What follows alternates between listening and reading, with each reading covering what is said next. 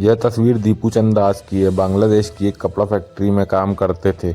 18 दिसंबर को इनकी पीट कर हत्या कर दी गई। अब बांग्लादेश पुलिस ने एक्शन लेते हुए मामले के मुख्य आरोपी यासीन अराफत को गिरफ्तार किया है। पुलिस के मुताबिक अराफत में ही कथित ईश निंदा के नाम पर भीड़ को इकट्ठा किया और दीपू दास की हत्या की पूरी साजिश रची थी। एक न्यूज़पेपर इंडिया टुडे की रिपोर्ट के मुताबिक यासीन अराफत एक टीचर है, स्थानीय मस्जिद में पढ़ाता था। उसने इस हमले की साजिश रची और दूसरे लोगों को दास पर हमला करने के लिए उकसाया। पुलिस ने यह भी बताया कि उसने न केवल भीड़ को भड़काया बल्कि दास को घसीटकर एक चौराहे पर लेकर आया, जहां पेड़ से लटकाकर उनके शव को आग लगा दी गई। दीपू दास की हत्या के बाद यासीन उस इलाके से फरार होकर दूसरी जगह जाकर छिप गया था। उसकी गिरफ्तारी के साथ ही इस मामले में गिरफ्तार किए गए लोगों की कुल संख्या 21 हो गई है। बांग्लादेश की पुलिस इस घटना में शामिल दूसरे संदिग्धों की पहचान करने में जुटे हैं। भारत ने दीपू चंद दास समेत कई हिंदुओं की हत्या का जिक्र करते हुए इसकी कड़ी निंदा की है।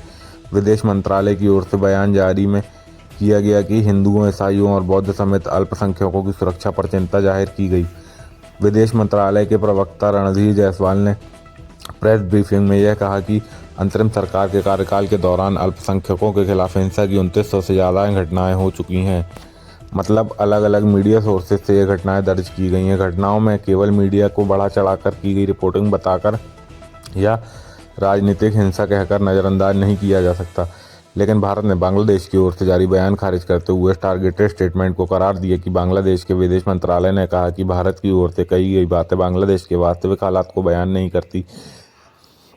बांग्लादेश भले ही भारत के बयानों को सिरे से नकार रहा हो, लेकिन बात से इनकार नहीं कर सकते कि हाल के दिनों में बांग्लादेश समुदाय में हिंदुओं की हत्याएं हो रही हैं। दीपू चंद दास के बाद अमृत मंडल, ब्रजेंद्र विश्वास, खोकोचंद, राणा प्रताप, मणि चक्रवर्ती यह वो बांग्लादेशी हिंदू हैं जिन्हें पिछले 2-2.5 हफ्तों में मार दिया गया।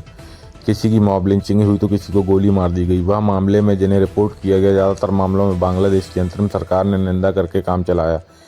इस बीच खबर यह भी आई कि बांग्लादेश ने भारतीयों के लिए वीज़ा सेवाओं पर अनिश्चितकाल के लिए रोक लगा दी है। बांग्लादेश के विदेश सचिव एम तौहीद हुसैन ने भारत स्थित 3 बांग्लादेश का मिशन को वीज़ा पर रोक लगाने के आदेश दिए हैं और इसके पीछे सुरक्षा कारणों का हवाला दिया है। हालांकि बिजनेस वीज़ा पर रोक नहीं लगाई गई। इंडियन एक्सप्रेस की रिपोर्ट के मुताबिक ढाका ने भारत स्थित बांग्लादेश के 3 उच्चायुक्त को सभी गैर जरूरी ट्रैवल वीज़ा पर रोक लगाने को कहा है। हालांकि अगर कोई इमरजेंसी हो तो इसमें छूट मिल सकती है। बांग्लादेश ने नई दिल्ली स्थित हाई कमीशन और कोलकाता, अगरतला में डिप्टी हाई कमीशन को यह आदेश जारी किए। दिल्ली में वीज़ा सेवाएं बंद करने का असर उन हज़ारों भारतीय नागरिकों और व्यापारियों पर पड़ेगा जो बांग्लादेश की यात्रा करने की तैयारी में हैं।